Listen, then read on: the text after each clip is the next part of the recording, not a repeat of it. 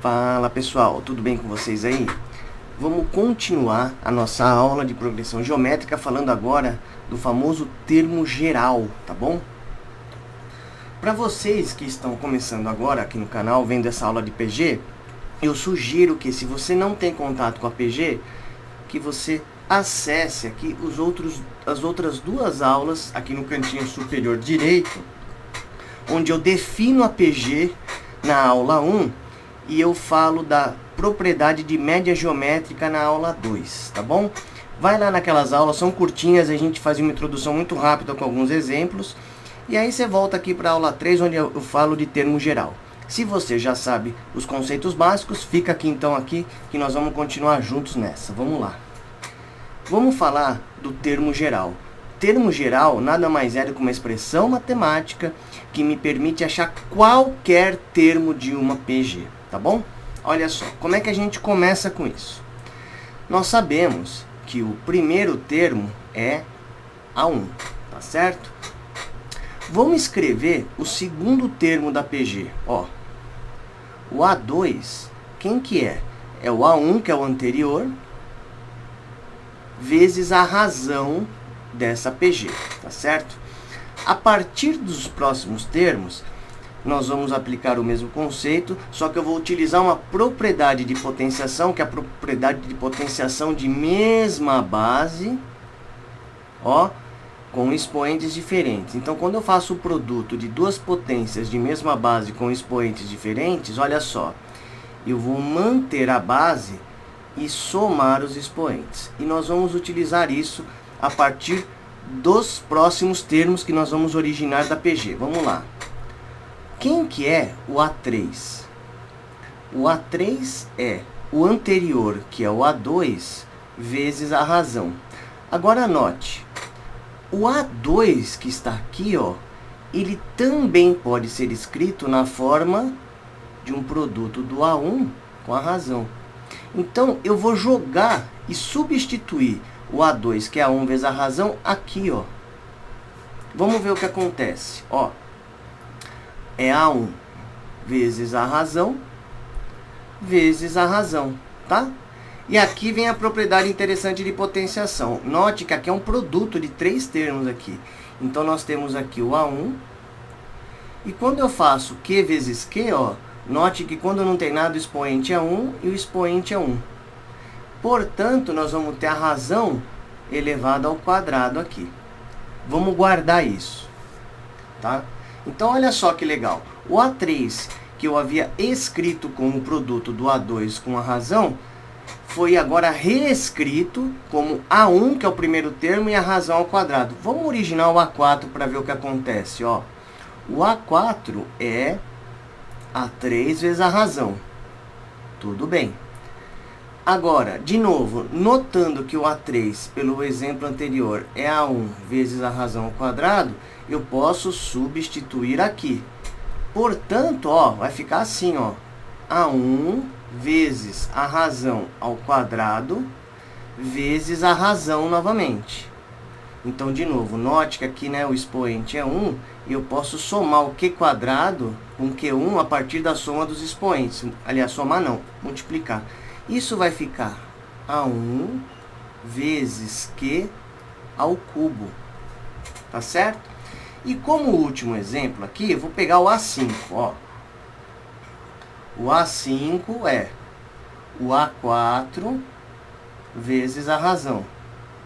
Novamente, note que o próprio A4 pode ser escrito assim, ó. A1 vezes o Q ao cubo. Então, novamente, eu escrevo A1 vezes Q ao cubo vezes a razão. Perceba que, de novo, aqui é 1.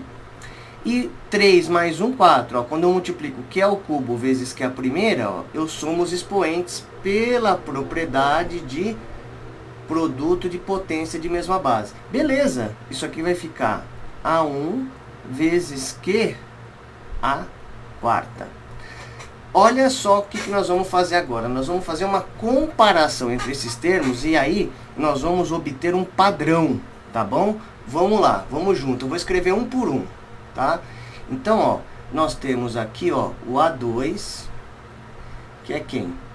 O A1 vezes Q elevado a 1. Então, note que quando aqui é 2, a razão aqui é 1. Agora eu vou escrever o A3.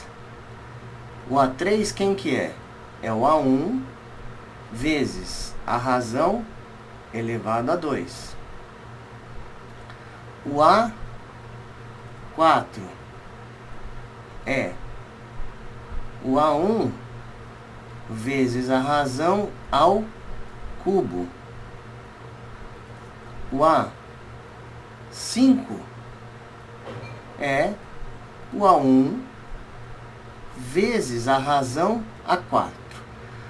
Agora vem a comparação importante para que nós possamos chegar definitivamente na fórmula do termo geral.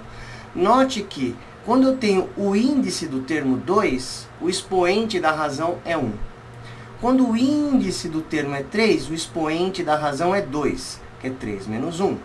Quando o índice do termo é 4, o expoente da razão é 3, que é 4 menos 1. Tá vendo? Ela sempre subtraindo 1 do índice, ó.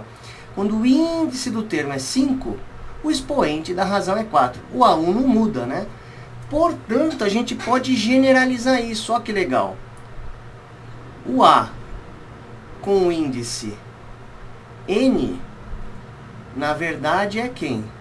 É o A1 vezes a razão da PG elevado ao índice do termo menos 1. Essa aqui, ó, é a famosa fórmula do termo geral da PG. Então, para que ela serve?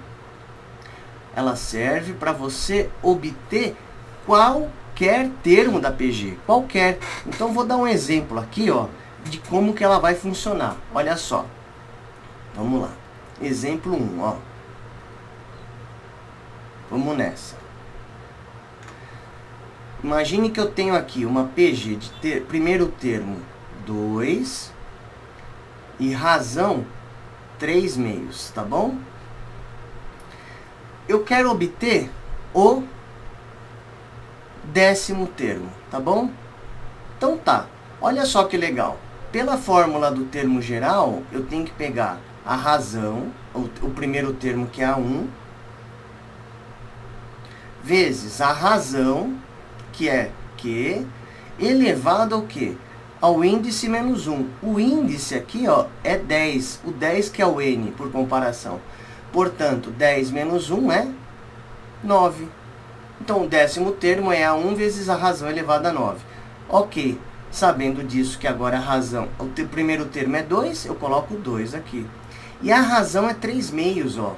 Então, é 3 meios elevado ao